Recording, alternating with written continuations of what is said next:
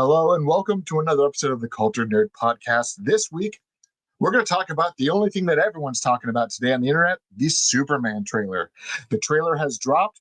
People are in one of two categories. Either they love it to pieces or they hate it to death, and it's the Antichrist of movies.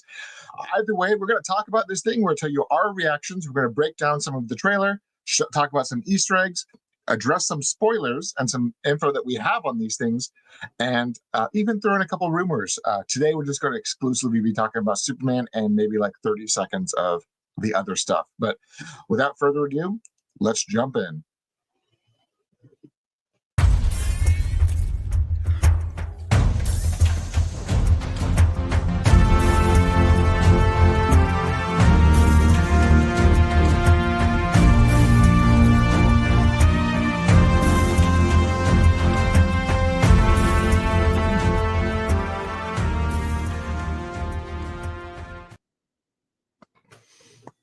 And here we are. I got the memo, Taylor. You said wear an alien shirt, so I got my alien shirt on. I said Superman shirt, but you implied alien boys, and I got a good-looking alien boy right here. I sent you a link, and I said, go buy this. Go find it at Hot Topic. Get the shirt. It wouldn't get here in time. There's no way I could have got it in 24 hours. You could have also just gone to the mall like a normal human being. But there's not a mall near my house. I live in dystopian Los Angeles. I know exactly where you live, and I can tell you that there is one 20 minutes from there. So you're a liar. So. Didn't know the internet's in two camps on this. Yeah, it's pretty great, actually. I loved it, Taylor. So good. There's no way to say it other than the teaser was cool. The trailer was better. I love that the teaser that came out yesterday was essentially a way of viral marketing to get people to hype up the film by either fan excitement or controversy by using a butt ton of footage that's actually not in the trailer. I thought that was the best thing they could have done, was all that really crappy B-roll footage that people were like, it looks like a TV thing. I'm like, yeah, it's B-roll. It's not even going to be in the film. Like, he did that on purpose. He wants you to be mad so you can talk about it and hype it up. One of the things that the trailer that I keep as I rewatched it, like, Superman's got a tough job, and this is a tough day on the job. I think that opening scene where we see him calling the dog, I think that's maybe the actual opening to the movie. I think this might be the cold open to the movie. He's like, bro, take me home. And he's going to get put into his Superman Lazarus pit to help him with all of his things. But we've had so many different tones with Superman. This movie just looks fun. Mm-hmm. I think it looks fun. And it's funny because I saw a lot of dissent and a lot of upset people from a certain camp of DC fans. And I'm not going to address it just because I'm frequently a part of that camp. And I feel like a lot of people are just being too hypercritical right now. But their first comments were like, where's all the smiling? I thought you guys wanted smiling. Why is everyone loving this? And I'm like, but I don't think that people cared as much about Superman smiling as much as they cared about the overall tone. And the tone in this one just feels more like a Superman movie, not a Batman movie. And I think that's the problem, is that Zack Snyder could have done an amazing job with Batman, but Superman seemed like he was too dark of an interpretation. It fit for Batman, maybe not for Superman. This would have probably worked better if they had James Gunn do Superman with Zack Snyder doing Batman, and that could have probably worked a little bit better. But I think tonally, I think that was the issue. And the movie is bright. We see him saving people in broad daylight, right? He takes that full pylon with the little girl, yellows and colors that pop. He's not hiding from anybody. He is Superman, and he is here. What was so interesting about this is that you saw so many different things within this trailer. Like right off the bat, I mean, you get Lex Luthor just looking menacing. He looks so good. I can't believe. I guarantee you everyone's been trying to get him. Here he looks like a weird James Bond villain. He looks great. There was a really funny tweet that came out where someone put this picture up of him holding the revolver, and someone slapped on the Hitman logo on the bottom for the video game. For sure, he looks like a hitman. PlayStation retweeted it saying, "Welcome to the game, Agent 47." And I was like, that is the best thing I could have seen all day. Taylor, that gun's got 6 kryptonite bullets in it, correct? Or it's got something where he's just like, "This is my father's gun, and you've disappointed me." And it's like the private gun he uses to off people in the basement or something. But one thing that I thought was really cool was that so you have the new Luthor Corp building, not Lex Corp, just Luthor Corp. But someone noticed if you zoom and enhance, there's the engineer, one of the gals that's actually fighting with Argus in the film, who eventually becomes a member of the Authority. So people are like, "Oh, she's in the trailer," but it's a zoom and enhance kind of moment. So there was a pretty cool moment about that. Ooh, I like that angle of Luthor, of Lex seeing these superhero conflicts and kind of looking around the room being like, is anybody going to do anything about these people? Like, what I also really am I taking crazy pills here? Yeah, what I also really liked is that if you look at the building, he's got kind of this like tuning fork kind of a design, and the office is suspended in between the two towers. And that's what's like this the coolest thing to me. That it's like this is the most arrogant version of Lex you're probably going to see on film. And then could you go back one? Can you show me that picture again where he's scowling at the camera? Nope, not that one. Yeah, look at the consoles in the background. It's going to be a world with super technology, but because the technology came earlier, you're going to see things that look like out of a comic book. You know, It's so funny that I thought that the Creature Commandos starts with the Superman from the 40s. That looks like Superman 40s tech, big buttons and lights and stuff like that. Yeah. Well, so as the trailer goes on, we obviously saw some cool moments with the Kent farm that just looks like a straight up Midwestern farm. Like every other version of the Kent farm, from Smallville to even Superman 78, you had this look to these farms where it's like, okay, that's accurate. But like with Superman Returns, Smallville, and even Man of Steel, the Kent farm didn't quite look like a realistic mid-century Midwestern house. This one just looks like something that was built in the 70s, and like it's an actual farmhouse, like a modern day legitimate Rambler that's on a big plot of land. Well, sometimes the farm look like they're really rich people, right? Like it's like, oh, this is $1 million farm. What do you mean? Yeah. Like he's not a poor. This looks like a very humble young man. And this whole conversation, this whole sequence where you see the multiple angles and him hugging his dad with this concerned look, he's probably just saying, "I'm going to lose the farm, son." And he's like, "I will figure it out for you." It's kind of one of those moments where either he's saying, "I've got a heart condition, I've got cancer," or "We're about to lose the farm." Something that's dramatic and pulls on the heartstrings. And Dad's past his working years. He's not a young man, you know, he's heavier. He's not been doing chores on the farm, right? Something is taken away. He didn't have to hire farm hands because he had a kid. Yeah, he had a super kid. He could just lay all the fencing for an entire field in 30 seconds. So he never had to hire farm hands. So now he's like, "We can't afford to do this without you." Yeah, he goes, "Hey buddy, it's 9:30 at night. Might be time for you to go outside and start doing your chores so the neighbors don't see you." But one thing I liked was some of these other shots of just the dynamic between Lois and Clark.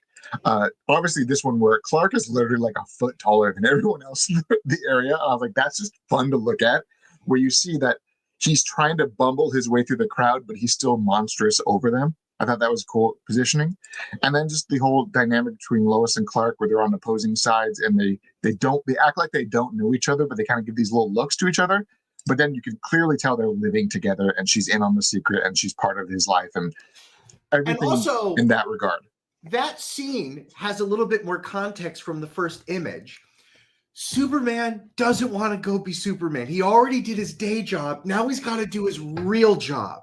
Yeah. And she's like, "Babe, do you have to go?" And he's like, "Look out the window. There's a giant alien monster. I got to go." He's like, "That purple thing from the poster that no one understands. I don't understand it either, but it's out there in the city shooting lasers at things. I got to put my boots on." And Lois is telling me that I should just stay in and let the other heroes deal with it. So there's a whole lot of context right after that. I need you here. I don't need you. There's other people who can do this. And he's like, "Lois, what do you mean?" Lois. It's so crazy when we just say Lois. It reminds me of Family Guy. Lois, I gotta go save the Earth. But there's so much in this trailer to unpack, and you see this global scale of things where even people in like civil, like refugee scenarios, are putting up a flag for Superman to come help them. And like, it's going to also deal with a lot of the stuff that Man of Steel and all that stuff and BVS dealt with the world seeking that savior and Superman not knowing how to be that savior. But we're probably also still going to see Superman standing up and needing to be that hope, not questioning who he is, but struggling with being who he knows he needs to be. Like, the world needs me. But also the fun stuff, Kaiju. There is a Kaiju in this film. And if you look at that little figure next to the ball of fire, Superman is getting blown out by fire. That's how big this Kaiju is. I love that James Gunn is into Kaijus. More monsters, please. Absolutely. What this, so a while back, and I did start teasing it a while ago on social media, there was an old Superman cartoon. And you know this, Michael, from 1942. Yeah. It was the Fletchers. Yeah, the Fletcher films. These were 17 animated projects that were done back in the 40s. And this one in particular, called The Arctic Giant, was number 4 of 17, where Superman dealt with these scientists finding this frozen beast, it thawing out, and it literally wreaking havoc in the city. And for those who saw my my fun little tweets and shares, I was sharing a lot of these pictures. Like, look, here's Superman fighting this really ridiculous Godzilla dinosaur. And people were like, what's that tweet for? And I'm like, me and Ryan Unicomb and maybe one other outlet were talking about this monster for the last little while. And you can also remember that previously from the McFarlane toy leaks that Lex Luthor has the baby Kaiju with his set. And you kind of put together that this is Mama coming to town to find her baby and getting kind of pissed that she can't find her baby, and Lex has probably got it in his tower. Ooh, you think that's Mama? You don't think that's baby all grown up? No, I think that's Mama. If you look at like the actual design of it, you've got kind of this like sea monster look to it, with like almost like a crab-like shell on its shoulders. This literally looks like something that came out of the ocean. Is like, where's my child? I'm coming to fight you. Listen, I don't see any breasts on it. As soon as I find the monster's breasts, I'll totally. Oh, there they are. Okay. There they are. Yeah, they're there. Big But old also, monster close-ups. Also, as the trailer goes on, you do see Superman dealing with people getting pissed at him for probably intervening in issues over the world, kind of like in BVS, where they're throwing cans at him. They're saying, why would you do this? And if you watch the timeline of events on this trailer, whatever happened here after this fight, after his costume got all messed up, probably the Kaiju fight, they probably didn't like how he handled it. He goes to Stag Enterprises, and they're getting pissed at him. And that's when we see our first glimpse of Green Lantern. And also there's Hot Girl in the corner. And you got Green Lantern, his ring, him doing his little pew sound, and he's literally barricading the door so that angry people don't come out. So I loved that Guy Gardner just looks absolutely like Lloyd Christmas from Dumb and Dumber, like the best thing ever. Hot Girl in all of her glory coming in to be awesome. And I love that. But when they also showed the other members, when you saw that shot of Mr. Terrific, he's out here in the desert dealing with a LexCorp, whatever they're doing. And I love that Lex's private security had purple and green armor, very much like the Lex battle suit. Yeah, I mean, his is going to be the Papa armor, way better than this bullshit. But you're right. I can see the color combination of what his will look like compared to these guys. You can pretty much see that eventually he's going to pop out in like some sort of like almost Iron Man / Hulkbuster looking suit that's purple and green. And he's going to be like, I'm going to just punch you in the face. It's going to be that suit that Jeff Bridges was in the first Iron Man, right? It's going to be that it's like an Ironmonger suit where he comes out and is like, here I am, bitch. And he's going to come out and just attack people. The shot of Metamorpho was also really cool because James Gunn said Metamorpho was going to be practical effects. And so many people on the internet was like, is that Brainiac? No, it's Metamorpho. He just looks perfect. But as I said, there's been a very fun online discourse about people loving and hating this thing, and heavy spoilers summed it up very perfectly in one single tweet. Are you ready for this tweet, Michael? I'm ready for that tweet. What kind of Superman fan are you from the movie Civil War? I loved it so much that I was like, that just made me laugh too damn hard. I think that people have only, on all of the Zack Snyder stuff, it's a slow burn into Superman. They don't want to give you too much. James Gunn is throwing an entire world at you. super dog, super people, kaiju battles, politics. Here's the whole kit and caboodle. Yeah. I think that's why. I think people are overwhelmed, but like, it's okay. Superman's here. And that theme. That is that the Can we talk about theme? that theme? The fact that that theme is literally the Man of Steel soundtrack with it is literally the two theme songs of Man of Steel and John Williams from Superman merged together. You have the melody of the Hans Zimmer leading into the John Williams and vice versa. You had one version of the song where it seems like it was possibly Superman's mom singing him the song or humming the song to him to console him. And then you had like this slow rock ballad version of it too, which was just super cool. I don't know about you, but I legitimately loved it. I thought it was absolutely fantastic that they did that. It's hitting me in some different feels. And usually I don't get that emotion from trailers. This one just got me. And for those of you that love the Zack Snyder Superman, mazel tov. But that wasn't my jam. This is way more the version of Superman and the world I want to go live in and play in. And to know that Batman is lurking around the corner in the shadows, not in this daytime nonsense, but that there's room for all of these people. I'm very excited by it. And so one thing that I thought was pretty cool, and this came out separately, was there was a shot in the trailer that came about that showed. My opinion is that the Superman sequence where he is getting dragged off by Krypto is not the beginning of the film. I feel like that's probably the climax where he gets his ass beaten by Ultraman, and then he's like, I just need to go home because something bad happened, and that's why he needs to go home. But you saw this shot of the entrance to the Fortress of Solitude, and then an interior shot where it doesn't look like the old Donner Fortress. It actually has more technology in it, and it's not just crystals. But this, in my opinion, is that this robot here that he is having an emotional wreck over that's been beaten up, I think that's Helix. I think that's his curator for the fortress. And that's the mystery voice role that Alan Tudyk is doing. I'm assuming he's playing Helix. But as we go on a little further under this tangent, some merchandise came out on DC's website that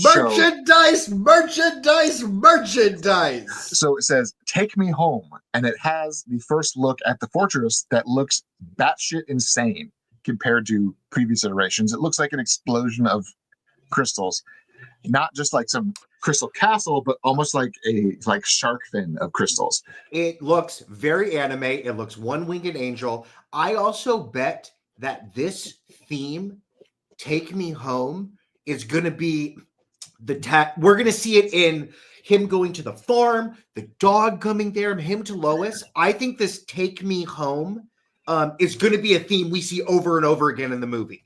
So, I mean, what we do know with the movie so far is that this movie, Superman, is going to basically be fighting everyone. He's going to be fighting the rhetoric of the world, fighting the rhetoric of the other superheroes, fighting the rhetoric of Argus and the government, and trying to be true to himself and true to the person he was raised to be, while also dealing with those pressures. So you're going to see him inspire some of these other heroes to basically say, yes, this is the way we should do it and not be this way. And you're going to see even Lex is probably going to be doing the thing that Batman did and be this, where he's like, we can't trust him. He has to die because he is a problem. And not so much as like, I mean, in the comics, they kind of treated like Lex, like if Superman wasn't around, Lex would have been the ultimate savior of the human race.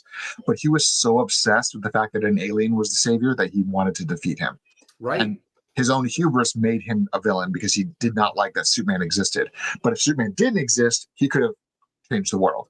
So that's probably what they're going with that angle, with that Lex is literally going down the path of darkness because he just can't stand that a Superman exists. Yeah, and I think it's a really good angle because it makes Lex's humanness is his strength and his weakness. And I think that needs to be conveyed to the audience to then make some of these actions make more sense. Because I also feel like Superman, his villains make for strange bedfellows because they are against Superman. People that you wouldn't think would work together. Yeah. Seriously, like it's such a unique take on this whole universe, and I'm liking the idea that they're not doing what they did previously, or even doing what they did with Marvel, where they're like, so my big issue with the MCU was not that how they made the movies, but how they kind of had to constantly retcon themselves because they painted themselves into a corner. In the first Iron Man movie, you had this idea that Iron Man was the first hero. But at halfway through the movie, you get introduced to SHIELD and they have their really long acronym name. But then by Iron Man 2 and Iron Man 3 and so on, SHIELD is a common household government entity, but nobody knew what they were called apparently because no one knew what that acronym meant. And it was like, you're trying to tell me that not only did SHIELD exist since the 40s, but when Iron Man was introduced to Agent Coulson and he gave the long drawn out name that they're workshopping, that they didn't know who that was or what that entity was, but we were also expected to believe that nobody noticed what that giant ass building was in the harbor of DC.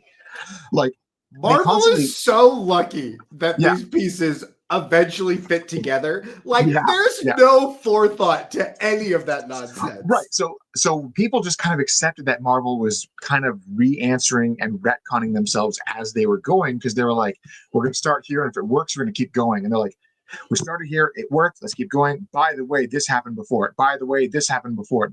And they kept adding more context that kind of contradicted the welfare, the common knowledge of everyone, but no one cared because it worked. This time we have James Gunn, who literally planned out this universe from like the 30s and 40s, and all of these references are built in from the beginning, so they're not going to be like, oh, by the way, Star Labs is not brand new. They've known about it for years. So you'll have references built in. So when they talk about things in later movies, you're not going to be like, oh, they just introduced this. Like, no, well, they kind of referenced it once before. Do you think then we see, because I was about to ask you, do you think we see Bruce Wayne? No, but do you think we hear Lex yelling at the TV like Wayne Enterprises stocks go up and he's like, God damn it, this guy, what do I do? I'm supposed to be the best. This guy's beating me.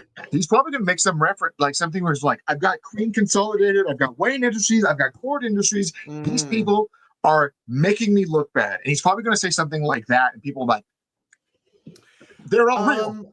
So does he have his bumbling henchmen? Are we going to see? He does have an Otis. Okay. He has a Miss Tessmacher and he has an Otis. So that is actually happening.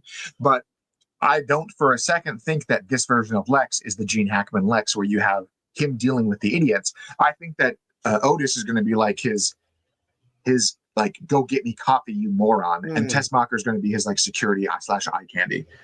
Like, listen, we've other guests have said this, that you need to get Superman for a general audience, and they're pulling on all the strings.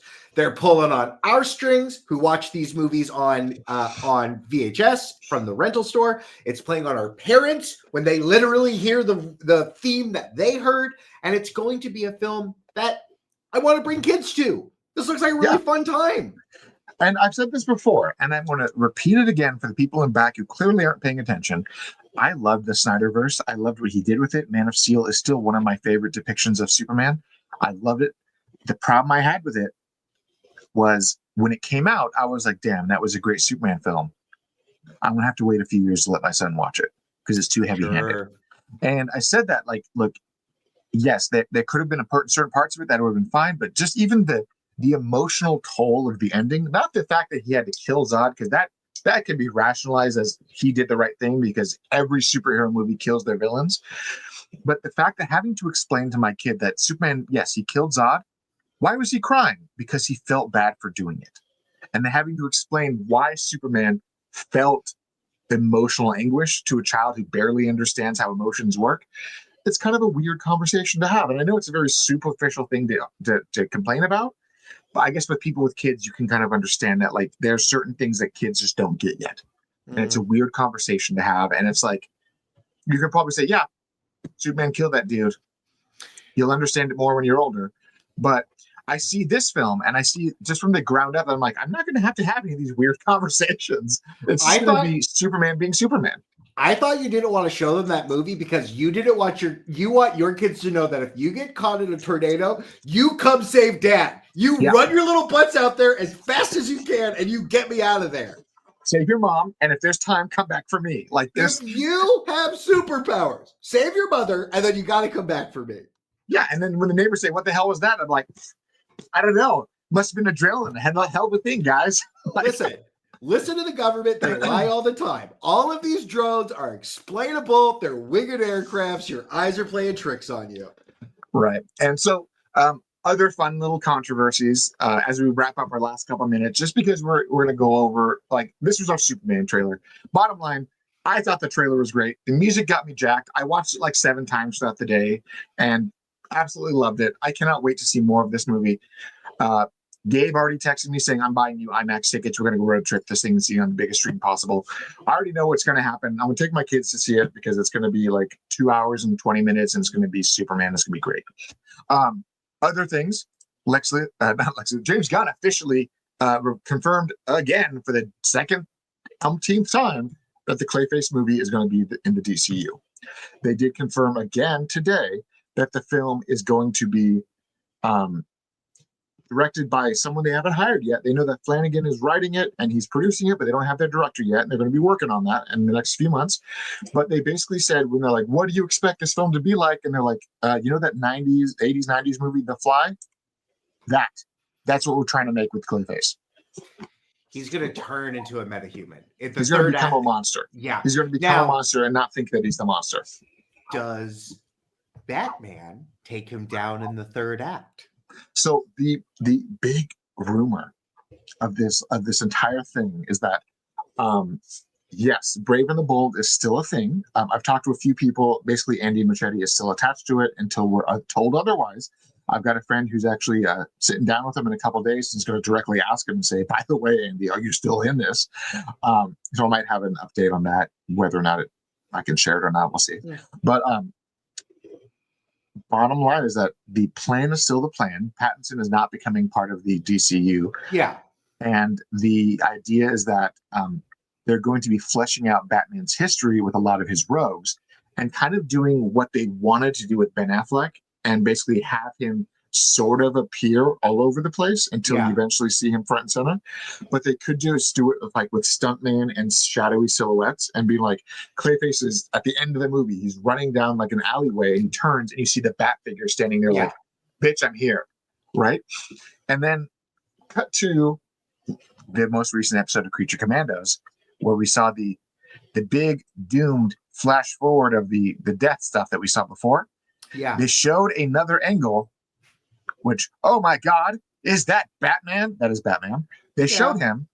And in that shot of Batman, I'm not sure who these people are behind him. I can probably figure out if I had more time later. But people are now automatically saying, there's that little lump on his neck. He must be wearing his collar. Oh my God, that's Pattinson. But if you actually zoom and enhance all that stuff, there's a weird little, maybe a collar or maybe a fold in his cape or whatever it is. But the mask isn't the same. Yeah, the chin, the face isn't the same. This doesn't look like Pattinson at all. This looks like a super suit. This looks like it from the cartoon. Yeah. And then what I will also say is that for those who had the screener copies of this project, that shot of Wonder Woman from the trailer where she's wearing the Wonder Woman outfit, that was redrawn. The screener copies of the show that people got in advance had her wearing basically the Gal Gadot suit with the skirt and all that stuff. So they literally have changed the way these scenes played out because of the fact that this was a DCEU project and now it's not. So they've actually gone out and changed some of these designs. And I don't for a second think that this little lump on his neck that could be a collar or could not be a collar because it doesn't quite look it when you zoom in and brighten it up. I don't think that's at all Pattinson's suit. I think that's just a design that they did with Batman being in that weird angle. Pattinson is too old of a Batman for what they need. They actually need an older Batman. So they need someone, because if they're establishing the Bat family with a Robin, Pattinson's probably a couple of years too young, but his story also doesn't make sense unless they want to jump his story 10 extra years to all of a sudden say, by the way, he's had a Nightwing and he's got a kid now. So it This just all doesn't just makes me, logistically work. this all just makes me want John Hamm to be Batman, I don't FYI. want John Hamm to be Batman. I had actually, like I said before, the only name that I've ever heard from anybody was that they said, "Hey, Josh Hartnett could do it," and he's at that right age where you could buy the fact that has a kid, and he had a Nightwing, and he also looks young enough to where you can say he's 39 and not 50. So like you can make whatever arguments you want to make, but I think they're looking for someone in their late 30s, maybe 40 tops, and he's just going to be Batman. Simple as that. But I don't see it for a second being the same Reeves verse Batman, because even with Creature Commandos and some of the Easter eggs that we're getting going forward, because there's some more Easter eggs, especially a big Batman one at the end of the season. When I say that, I'm saying flat out, there's going to be a moment that the internet is going to lose its shit over at the end of the season. Hot dog, can't wait to see it. Yeah. What I literally just said about what I expect to see in the Clayface movie. Yeah. Very cool. Yeah.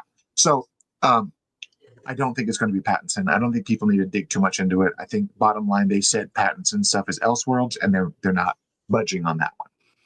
Yeah, and I think they want to do some more gritty stuff with that world, and that's fine. That's an adult Batman. This other Batman's got to fit into this world of daylight and sunshine too. In a sense, I mean, but you're also going to say this Batman's had a Bat family, and he has a Nightwing, another Robin, a new kid that's also trying to have a major D-hole, and a Batgirl and some seasoned Batman-ness, and he's not trying to murder Superman. So, I mean, the one big mistake that they made with the DCEU, and I'll always say this, that it really set people in this weird position, was telling the audience that Batman was almost a fascist and hated Superman for existing. Yeah. By going that angle, you really made it hard for parents to say, yeah, Batman's a great character. You should like Batman. Now they're like, he's kind of an extremist. He's not quite right here. Like it was too much of a heavy-handed manipulation for general audiences. And that's why BVS didn't resonate for a lot of people, because they didn't like either the obvious social commentaries that they were doing with politics and war and xenophobia and stuff like that, but also the fact that this character that has been a household favorite for the last 80 years was now being painted as an antagonist who thought that Superman was a problem and needed to die. That was just too much of a weird conversation to be like, hey kids, you know that character you see on TV, you want to see him try to murder Superman and then become best friends with him? It's such a, again, I love the DCEU. I just think that if you want to capture general audiences, you can't have those heavy-handed conversations in films that should be for general audiences. Let those exist as Elseworlds. To me, Zack Snyder's universe is the greatest Elseworlds project you can get. But it's an Elseworlds project. And hopefully we get a conclusion to it. But I hope so too. I really do. Anytime soon. Excited for Superman to kick off. That July 11th can't come fast enough. Yeah. And absolutely last thing that I want to say. So I've made it very clear over the past maybe year that I do frequently talk to David Ayer, the director of Suicide Squad, End of Watch, all those fun things. I was talking with him the other day, just chatting up, talking about just films and his support of the Ayer cut movement. And then he put out a tweet about how he doesn't want people to try to schedule events in his name in ways that are malicious toward other directors. And he wants to work in Hollywood. He doesn't have any beef with anybody else. He basically was like, look, I didn't realize that when the last Ayer cut thing that I supported coincided with the premiere of Creature Commandos. I didn't realize it was intentionally trying to overshadow James. I didn't agree with that.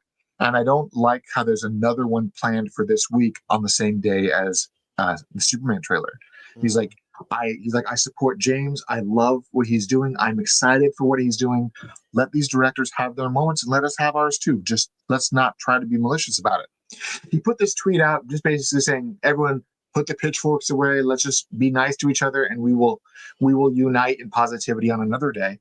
He got harassed so bad that he had to put out another tweet saying, I'm taking a break from social media because you guys are not sending me death threats.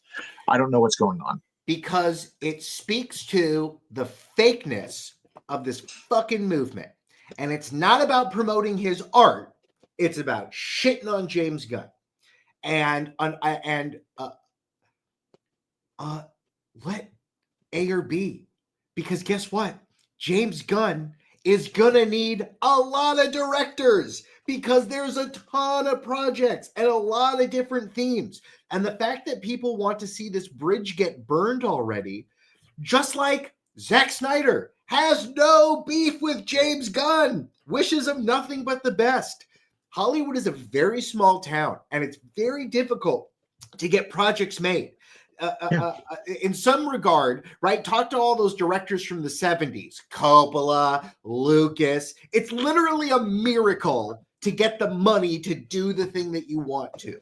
So, with that in mind, James Gunn is a miracle worker and hands out projects to people. Creature Commandos can be its own thing. And if we let these things be, we might get an Ayer cut, but it's not going to happen by burning everything down to the ground and shitting on projects that people are already enjoying. Yeah, it just makes no sense that people are attacking. And I spoke to him after the fact. I'm like, dude, this is fucking horseshit. Why are you getting attacked? And he's just like, honestly, it's not healthy. I just need a break from it. And I felt so bad talking to him about this because these are the people that were saying for years, give him his cut, give him his cut. And the moment he says, take it a break so that James Gunn can have his moment. And they're like, fuck you, David, die. Yeah. And they're just going nuts. And I was like, what is happening, people? Yeah. Good I feel Lord. bad. I feel bad. It was trash. Bad. Listen, I'm barely on social media. I can't handle it. And I it sucks sometimes. Yeah, especially with something like this, because he also wants people to see the movie that he did. Like, he's not ashamed of it. He's proud of it. But this type of rhetoric is going to make sure it never gets seen. Yep. But on that note, as we get excited for Superman coming up in the next few months, I just like to remind everyone, this movie, this trailer, this everything was always just trying to basically tell people it's good to have hope again. It's good to be hopeful for Superman and for tomorrow and all the comforts of everything that these heroes in comics stand for. And at the end of the day, the one thing that makes me happy to know is that James Gunn said that he has already finished filming everything. There's no more reshoots, no more re-edits, no more recuts, or anything like that. So any complaint that people had about the way the movie looks right now, they literally have 7 months to fine-tune this thing. That's a lot of time for editing and VFX work. That's amazing news. And it also speaks to the DC studio not doing what Marvel does, where they flush all this money down the drain, and they treat these movies like a ball of clay and they change them every 20 minutes. He wrote a film. This is the film. Now he gets to put his Lego pieces together and build whatever he wants to. That's fabulous news to hear. But on that note, Michael, take us home as always. Well, if you want us to be hopeful for a better tomorrow, head on over to the patreon.com/theculturednerd. Thank you to all of our patrons. Thank you very much for all of your patronage. Thank you for keeping the lights on here. If you don't want to feed the beast that way, please like, comment, subscribe, all of those fun things. Question of the week: Superman movie is coming. What else do you want to see? What other heroes do you want to be splashed into this movie? What other costumes? What other plot lines? At this point, it's a blank canvas. Post all of those ideas. Taylor Murphy's been your host. I'm Michael Santel, and I'm your co-host. Take care of yourselves. Drink water, eat food, and we'll see all you kids and cats next time. Have a good one, everyone. Also, there's a really super fun Flash Easter egg in this trailer. I will give anyone who figures it out and finds it the biggest shout out they could ever have. Thank you so much, everyone. We'll see you next time. Peace.